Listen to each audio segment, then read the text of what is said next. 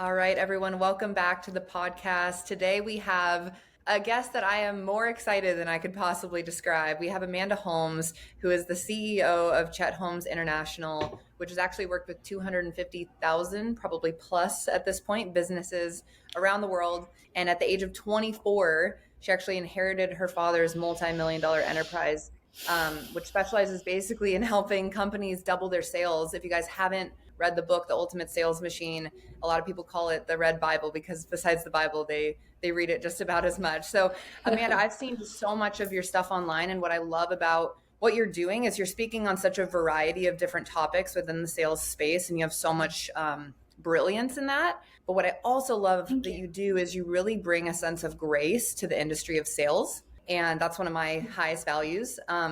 So I'm just really excited to have you on the podcast today and just Oh, get it's to such a chat with you pleasure. about the incredible company that you've continued to expand beyond your father's legacy. So I would love to open up the floor, just kind of diving into your story and how you became the CEO of your father's company. Oh my gosh. Well, thank you. Thank you for having me. It was a little bit insane. So my father was diagnosed with leukemia, and you would think he spent 352 nights in the hospital. And of all of those nights, he never spent a night alone. It was between me, my mom, and my brother. And so I spent easily 100 all-nighters with him in the hospital. And never once did he sit me down and say, "Hey, Amanda, here are my companies. Here's who runs my companies. Here's what I'd like to see for my companies moving forward." We never had that conversation. So it was rather shocking. I didn't even know. I can remember days after his funeral, I was given the P&L for the first time, and I'm scrolling by, and it was as if it just never ended, and all of these numbers, and I just started bawling because I just thought, how is it possible that I have no idea about any of this? I was so in over my head. I just released my fourth record as a musician, as a singer-songwriter, so it was just not not the right place at the right time. And so yeah, the first year and a half, 2 years, I spent a lot of time just like crying in the background. Thank God we were a virtual company, so I'd be on mute and I'd just be listening in and just sobbing. Um, and then I started to get up the nerve to ask questions and just better understand what was happening, because we were in a place similar to what a lot of businesses went through during COVID, where they had to push online. Everything had to go online. This was back in 2012, 2013. My industry had gone online and we hadn't. Everything was still processed solely by salespeople, dialing for dollars. So and radio. So we were in a massive need to innovate. And so I kept hiring and firing different C suites, CMO, CTO, CFO, CEO. I mean, the gambit. And I actually had a spiritual mentor. I call her Guruji. She's the founder of Divine Bliss International. She kept telling me that I could step in as CEO, which I thought was just bonkers. I thought, you must be smoking something. I would never. But then I after so many failures at trying to fill that void of my father, I finally did step in as CEO. And in my first year, I increased our leads by 1,176%. I doubled our coaching clients multiple years in a row. Last year, we doubled our sales. We hit the bestseller list. After 15 years of that book being out, I wrote the new edition. So it's been 8 years now that I've been CEO, and it's been a wild ride. That is so crazy. What was your mindset originally once your spiritual mentor was like, you should do this, to actually stepping in and getting up to speed and learning all of the bit, like what was that process like of probably having very little business C-suite experience to then running this company? It was a lot of learning discernment and going within me for answers, because everyone wanted to be my best friend, right? Let me tell you the secrets about the business. Let me tell you what your father used to say about me. And I just believed all of them at first, which was not the way to go. I would read my father's emails to try and better understand, oh, he actually felt this way about this person. I'd have to like go into his Gmail and search what he said about them via email. Um, but then my guru was really big on teaching me meditation, teaching me. I mean, it would be like 15 times a day. I would stop. My guru would say, if you ever can't figure something out, I want you to repeat this one mantra over and over again, 108 times, and you will always find some bit of the answer for your next step. So, like, I'd sit down for like 4-minute increments, like 10 to 15 times a day, and just go, okay. And I would go through this mantra to get myself into alignment, to figure out what my next step was, because I just had no freaking clue. It was a lot of prayer.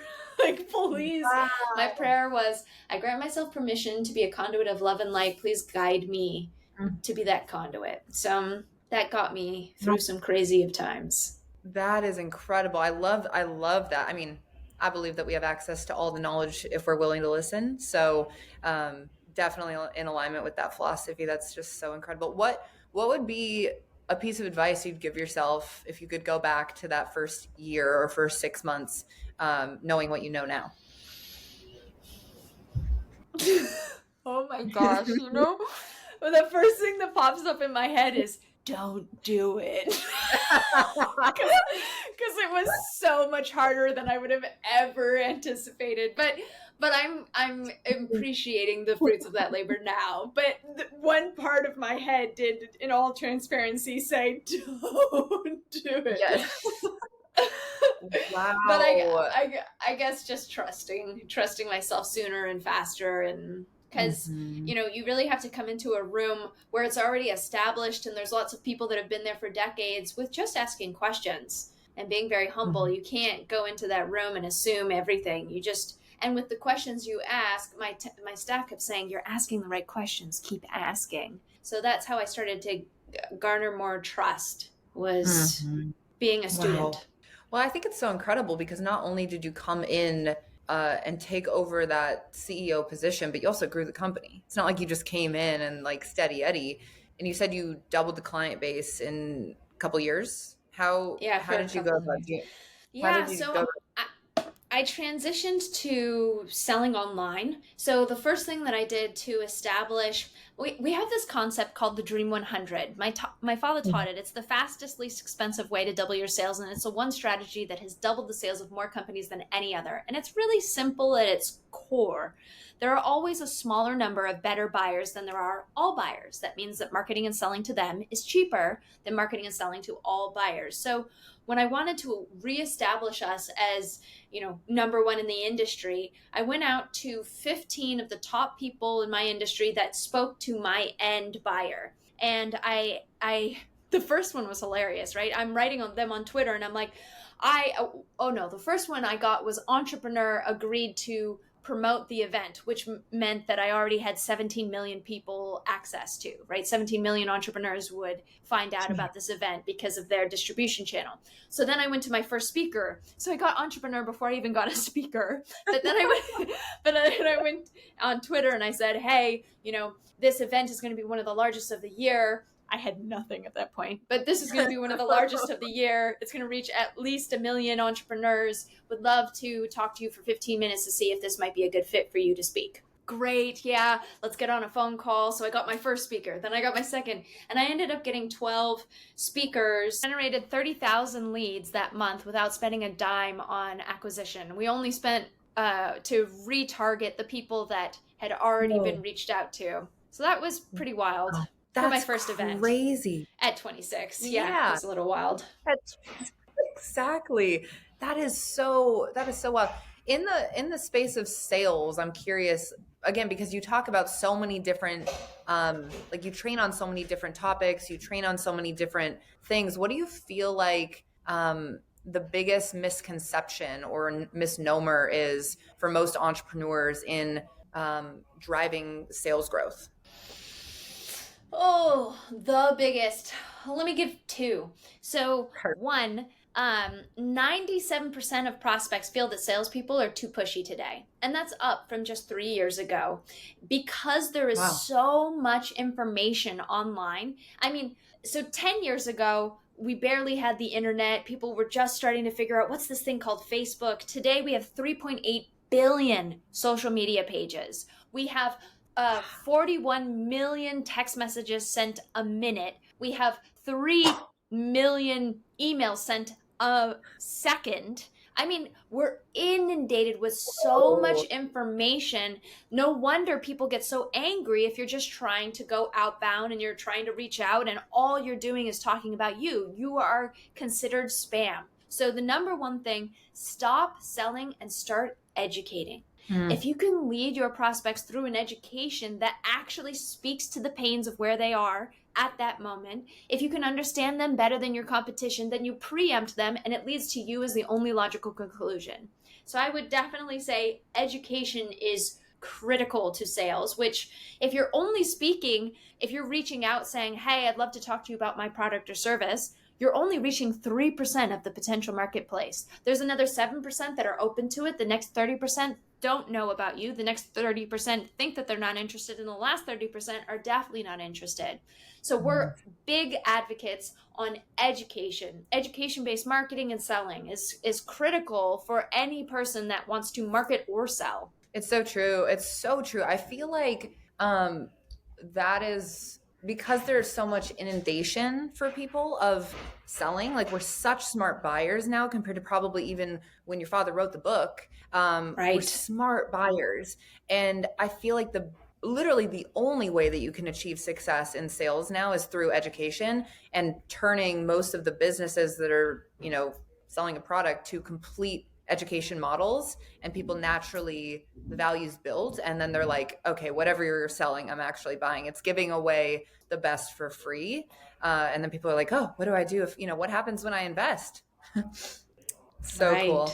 So Yeah, cool. and then I would say the second mistake that people make is, so 80% of sales are made on the 5th to 12th contact. 5th to 12th, and yet only 10% of sales reps actually follow up after the third contact. So we got to ask ourselves, how can we follow up in a way that's engaging, that's entertaining, where you become the bright spot in their day? You're not just reaming them with these automated messages that are terrible and very Yes. painful. I get spammed by people all day, every day, and I just look at that and go, there is a smarter way. Please Yes. do your follow up in a diligent. You know what my father used to do? He would get a newspaper and he'd cut out a newspaper joke that he thought was funny, and he would put it in a mailbox and mail it to his prospects. Can you even fathom how simple it is for us today to just go, oh, that was a funny clip. Oh, I'm trying to get this prospect and they have that problem. I'm going to send it off to them. Or I know that they like the Buccaneers, so I'm going to send them this clip. I wonder if they saw about their quarterback. Fling, right? It's like with Oh, the flip of a finger, you can send them relevant, interesting content that shows that you're engaged, that shows that you're entertaining, that shows that you can add value to their world. It's just it's mind-boggling how we just get into the tactical a tactical commission breath salesperson.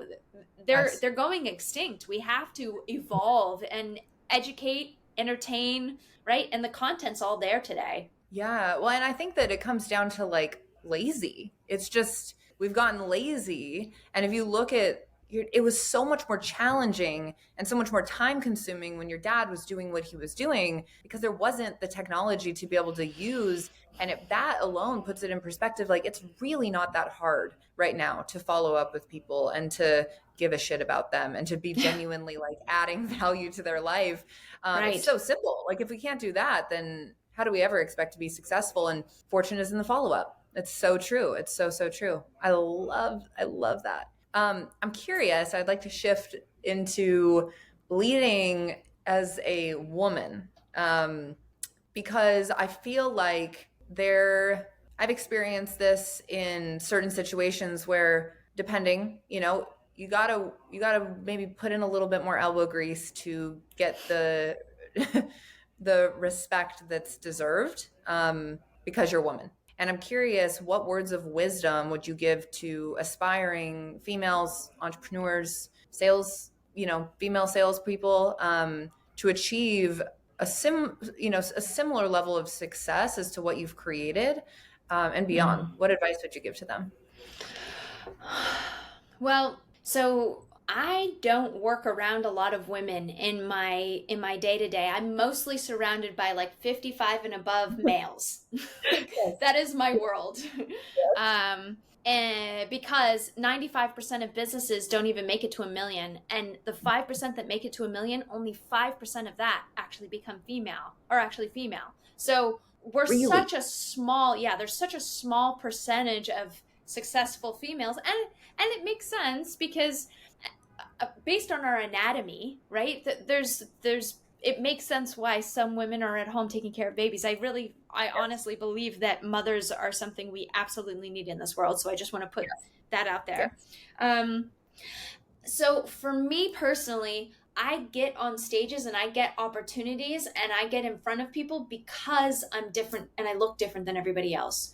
You know, all the 55 and 65-year-old white guys tell me repeatedly, "Can I work with you? Because you're who everybody wants to see." They just see me as the old guy that doesn't care for minorities or women, and they feel that they're being attacked. So I'm getting more opportunities than ever before. Like the last two keynotes that I've done in the last 3 weeks.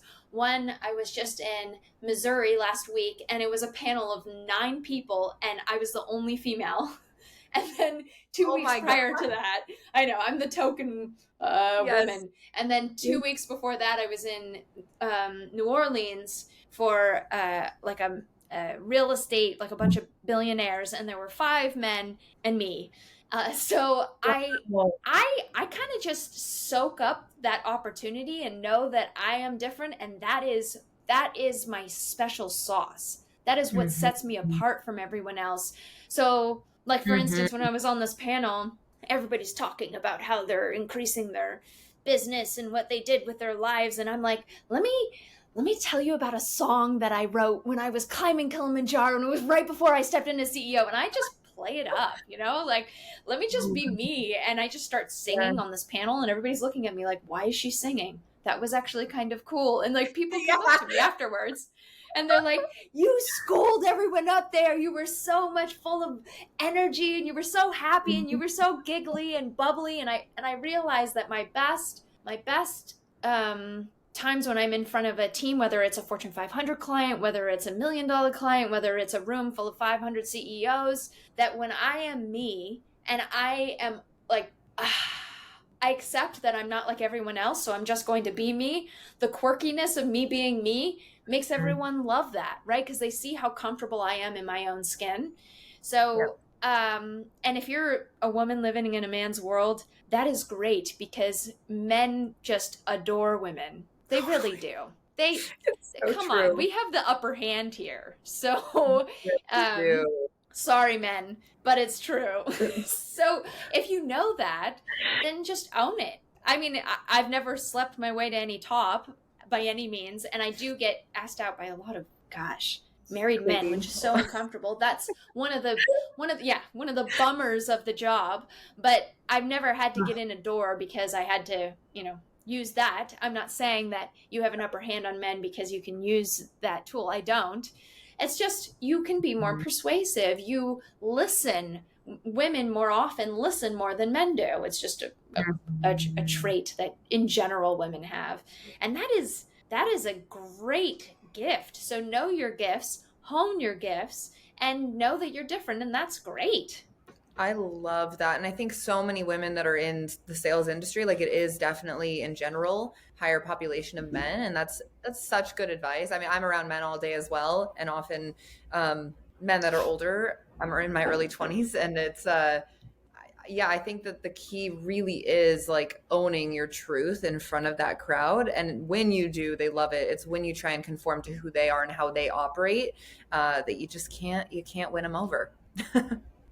So great. That's so great. Yeah. What about your experience at 24? So we talked about being female, also being a very young female. What was your approach as you were first learning to gain the respect from the older generation as you were on the come up and have them actually listen to your valid opinions? I had to earn it. Mm. I studied my father's material. You know, he has this saying, mastery isn't about doing 4,000 different things. It's about doing 12 things 4,000 times. And I really honed in. I read his book over and over and over again, just like everyone else. The Ultimate Sales Machine. I watched his videos over and over and over again because there was a blueprint that was already proven.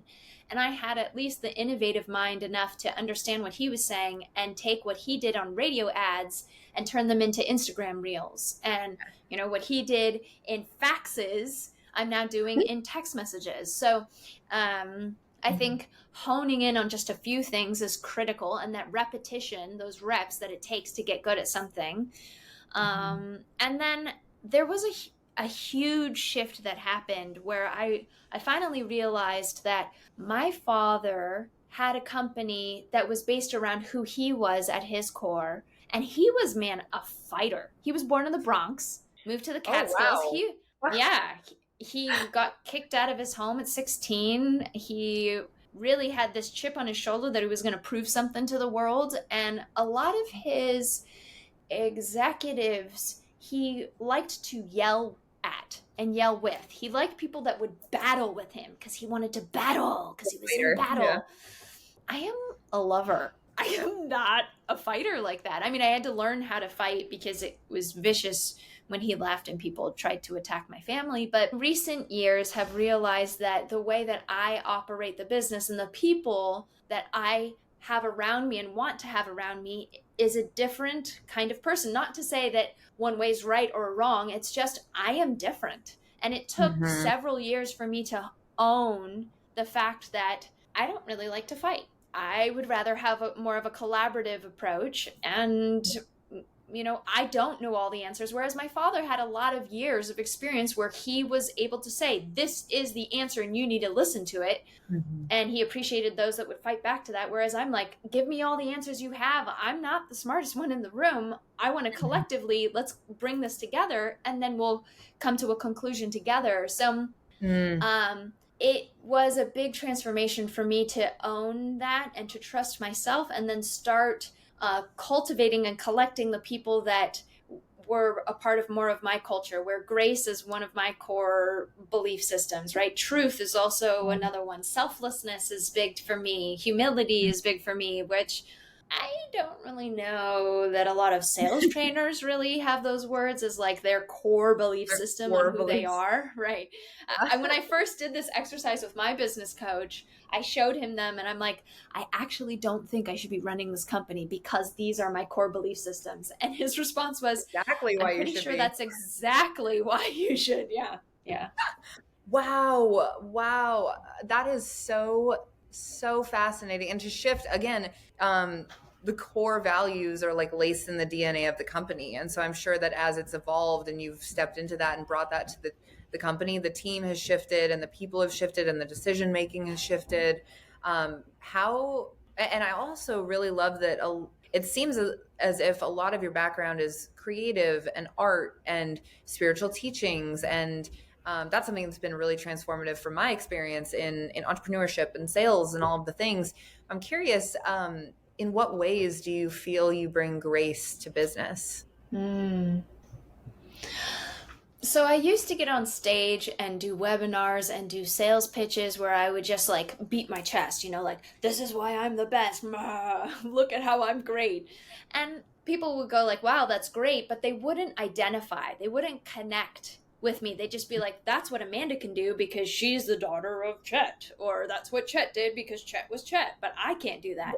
And a big breakthrough that happened was I did a keynote for a bunch of women in pharmaceutical sales. It was a room full of women in their 20s. And I just looked Finally. out on this sea of faces where I was like, they look I know. I'm like, I'm finally in a room where people look like me. And I'm like, what can I tell these women that they really need to know? They need to know. And I have to be honest here. And so for the first time ever, I really shared the dark, like what I started to kind of share with you, like, you know, the dark parts, the parts where I like how I had nightmares of my father's face from the hospital for years after he passed, and it would haunt me. And I would drive in my car down the PCH for hours every night so that I could pull off to the side of the road and sleep maybe an hour long enough before my legs went to sleep because I was seated in my driver's seat. And I mean, the lengths at which the pain I experienced and just being honest about that, I found that people actually related to me a lot more sharing my weakness instead of always acting as if I am strong and invincible. And I've gotten, so the new edition of the book, the foreword to the book, instead of saying, "Dear reader," Julie Eason, my book coach, had said, "You should make it Dear Dad." And I was like, oh my God, never in a million years do I want to write that. That sounds awful. No. But then I did end up writing it, and it became the video that promoted the book. And I could talk, how to double your sales in 12 months flat, how to get 9 times more impact from every move you're making, all of these like marketing and sales tactics. But what people resonated most with was this honest story of me and my dad, and how much I missed him and how much I love him and what I've done since he passed. I'm even getting chills just talking about it. So I think that was a really critical piece to what I brought, was just this vulnerability that my father really didn't share much vulnerability. He had to be the tough guy because he was always the tough guy, and he came from a very tough background.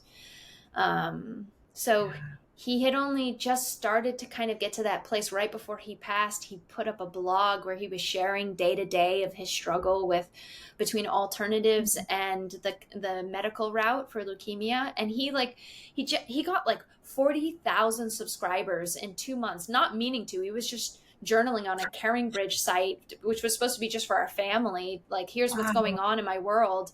But so many people just gravitated towards his just pure authenticity. So he experienced it in just the last year of his life, but not on purpose and not because of the business. Yes. So I think that's a piece that definitely helped, and it helps attract a different group of people. Yeah. The vulnerability really does, especially as a powerful female, or else it's just unrelatable and people can't resonate. They don't feel like they can get in there. I'm curious, if you're open to going there, if your dad was here, what would you just love to ask him? Like, if you could ask him anything right now.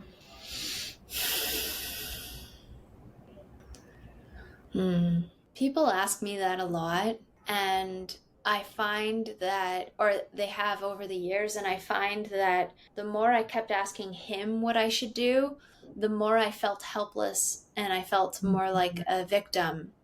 And so I really had to train myself to ask my higher self what to do, because I was paving a new way. So it's a weird answer, because it's hard for me to go there and ask him, because I think there's a lot of pain there too. And I don't exactly want to ask him, but I get this reoccurring dream where he all of a sudden wakes up from having been dead for years.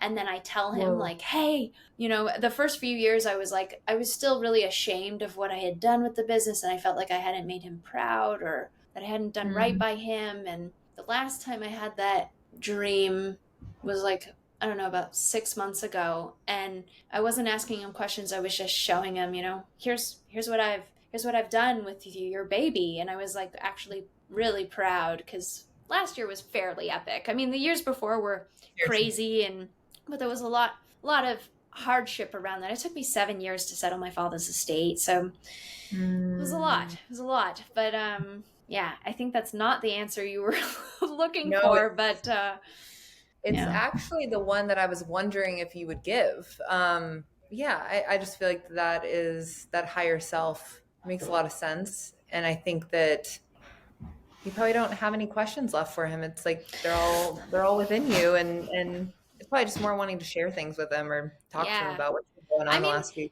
Okay. I did remember one. I would love for him. I wish he was around to like help me with the speaker circuit. Like, I'm now speaking on stages, and it would be so nice to just be like, hey Dad, how did you get your first break on stages? Yes. Like, I don't want to know about like the marketing and sales process so much, because I'm redefining it. And I love that. And even the culture of the business, like, what would you want for the future of your business? I don't want to know, because he's not around anymore for him to do that. I'm doing it now. So I want it to be my own. But man, I'd love to just be able to call him up and be like, "Hey, what like miles did you use, or like Yes. how did you negotiate some of these contracts?" So that is true. That's I great. found one. I found one, but That's there's a so big good. distinction, right, between just like, "Hey, Dad, I just want to ask you a question," versus like, "Tell me where I should go with the future of this business." I mean, don't get me Mm, wrong. I honor my father wholeheartedly, and I with every day, right? And I keep his mm. legacy and his life alive in that sentiment. So it's not like I'm like disregarding him in any sense. I just am doing it for me. Yes. I love it, which is the best way to be doing it because it's so pure and it's for the highest. I love that. I know that you were able to add a 13th chapter to the Ultimate Sales Machine, which your father had written at some point. I'd love for you to kind of elaborate on that, maybe why people should pick up Yeah. a new edition, but also the question on top of that, if you were to add a principle to the book yourself that you've learned throughout Mm. your journey, what would that chapter be in the book?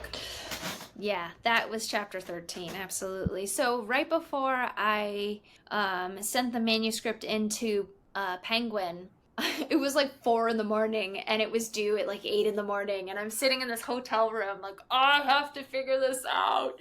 So, I was going through his old emails as I did, and I found this email where he said that he had generated more wealth in the prior 6 months than the prior 8 years combined. And it was because of this one thing. And I read that and I went, oh my God, I found it.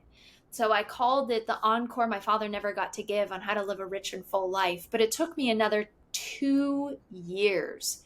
I wrote 94 versions of chapter 13 because I wanted it to be perfect, which was kind of Really? ridiculous, but but it was my father's final chapter, but it was my first chapter. So Mm, while my father's message was important, and I think that that bridge of letting people know that the ultimate sales machine did work from a place of humility and gratitude and all of these things that I wanted to talk about. So I would go around and I did this like testing of people. I would, because years people knew I was writing the new edition and they'd be like, so what's chapter 13 about? I'm like, it's about service. And they'd be like, great. Like nobody was interested in that. Or I'd be like, it's about humbleness. It's about yeah. gratitude. And they're like, They're like, great. great. Like no, Okay. nobody Not was interested in that. But then finally, when I found that letter and I was like, it's this encore that my father never got to give on how to live a rich and full life, like people would start tearing up just at me explaining that concept. And I'm like, okay, I finally got something. So I think people miss out because we're so centered around content and posting it online. We miss the human interaction and watching people's faces and testing different messaging and people in front of people's faces. And then when you find something that actually resonates with them, to keep that message and continue to repeat it. So I kept testing with people over and over and over again for years. And then I mirrored that with my story of coming in after having watched my father go through this change in how he approached business. And I shared how I experienced it learning from my guru and how she taught me and continued along this path so that both of our messages combined into one. That making that seamless interweaving between him and my story is what chapter 13 was. And people, whenever they meet me and they hear this story of me taking over, they're like, wow, you should write that in a book. I'm like, I did. It's chapter 13. like You it's should in the read it. book. And I, yeah, and people, now that people have read it, they've said that actually you should read my foreword, Dear Dad, and then chapter 13 first, because it explains the Really? why behind all the other chapters and why you're doing what you're doing. And people have even been saying it's their favorite chapter over all the others Oh, when, God. that, I mean, it's one of the top 10 most recommended sales books of all time. So it means a lot. It's wild. I mean, even watching your forward, the clip of your forward on your Instagram, Mm. I don't tear up much. I don't get too emotional, hardly ever. But I was like, I kind of go back to it once in a while to reconnect to the perspective of like parents and all of that. I'm just so grateful that you have gone first and continued that legacy and also made it your own. And just done Thank what you. was true for you. I'm super super just grateful as like a fellow entrepreneur. I'm curious for you, what is your vision for the world and for Chet Holmes International and Amanda Holmes? What is your vision when it's all said and done? Well, because of my teacher, she painted this amazing picture in my head, and I just haven't been able to let it go. We've been looking for 1,000 acres. It's our 500-year sustainability plan. And yes, we Oh my want to God, get I a love thousand that. acres. Yes, to help people reset because we're so stressed. I mean, Americans, right? 8 out of 10 Americans are stressed in their workplace right now. And mental wellness was actually the number one concern over health insurance and financial stability last year. I can't even imagine what it'll be this year, knowing that 90% of executives say that a recession is about to hit. So um, I if I can help somebody get clarity of mind and get present in the now, then doubling sales goes like this. We have a framework, we have a blueprint. It's worked for 250,000 people. What's the thing that stops them from taking those steps? Is their mental wellness. So if we can have a place where people can come and just reset. I was just in India for 6 weeks in December and January, working with my guru and the Indian government to bring a holistic hospital from India here to the United States. So they've agreed to assist us. That's one of the things that will be on the 1,000 acres. We want to teach people how to get back to the earth, because the fastest way that you can balance your mind and body is actually just getting in the dirt. And we take it for granted because Yes. we're so, right? The average person spends 6 hours a day on some kind of media, whether it be their phone or their television or their computer screen. So we forget how healing it is just to be outside. So Yep. the nature component, heirloom seeds is important. A university that teaches people not just, I mean, we learn math and we learn science and we learn how to create more profit or generate more sales, but we never learn how to handle grief, how to handle anger, stress. And that's where sickness comes from, is our own stress that we Mhm. pile on ourselves for so many years over time. So a university of self-realization to teach people and children and youth and elderly, whatever shape or size or age, how to just Mhm. get in touch with themselves. So there's this whole ecosystem. I have a whole chart on it that explains this 1,000 acres, but that is my dream and my gift, and that's why I do what I do at CHI, is to assist in funding this and getting the word out about it.